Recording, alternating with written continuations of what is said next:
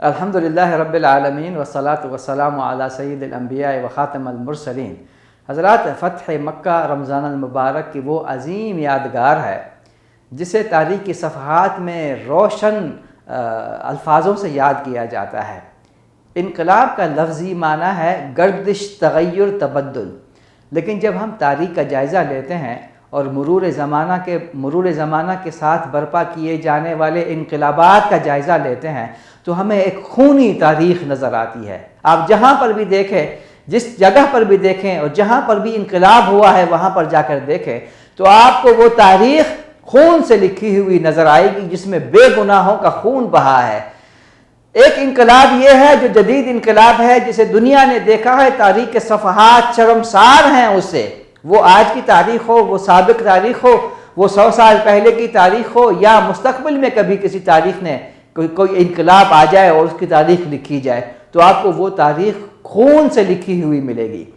ایک دوسرا انقلاب ہے اور وہ انقلاب رسول اکرم صلی اللہ علیہ وسلم لے آئے تھے۔ حضرت، یہ انقلاب جو ہے اس کا آغاز تو اس وقت سے ہوتا ہے جب اللہ کے رسول صلی اللہ علیہ وسلم پر پہلی وحی نازل ہوئی تھی، لیکن اس کے ساتھ ساتھ انقلاب کی تاریخ وہاں سے بھی شروع ہوتی ہے جس دن اللہ کے رسول صلی اللہ علیہ وسلم فاتح بن کر مکہ مکرمہ میں داخل ہوئے۔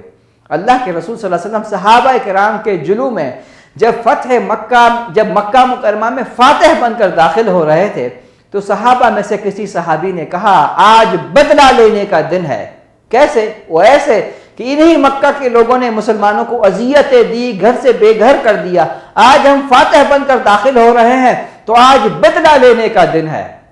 نبی رحمت صلی اللہ علیہ وسلم نے جب یہ بات سنی، آپ صلی اللہ علیہ وسلم نے فرمایا نہیں، یہ آج معافی کا دن ہے۔ اور پھر آپ صلی اللہ علیہ وسلم نے 7 افراد کے علاوہ اہل مکہ کو سب کے سب کو معاف کر دیا، سب لوگوں کو معاف کر دیا جنہوں نے اذیتیں دیں، جنہوں نے گھر سے بے گھر کر دیا، جنہوں نے ہر طرح سے تکلیف اور مصیبت سے دوچار کیا، سب کو معاف کر دیا۔ حضرت، یہ عام معافی کا اعلان جو ہے اس کی وجہ سے لوگ جوک در جوک اسلام میں داخل ہوئے، اور پھر وہ آیتیں نازل ہوتی ہیں اذا جاء نصر اللہ والفتح ورأیت الناس يدخلون فی دین اللہ افواجا۔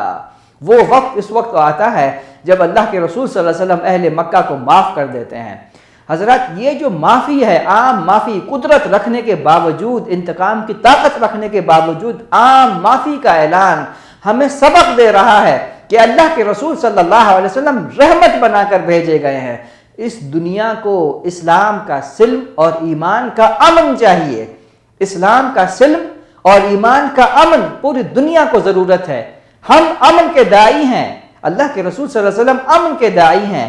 ہم دنیا کو امن کا پیغام دیں۔ مسلمانوں پر جو دہشت گردی کے الزام لگایا جاتا ہے یہ اس وجہ سے ہے کہ اسلام کو سمجھا نہیں گیا، یا پھر ہم نے اسلام کی صحیح تصویر دنیا کے سامنے پیش نہیں کی۔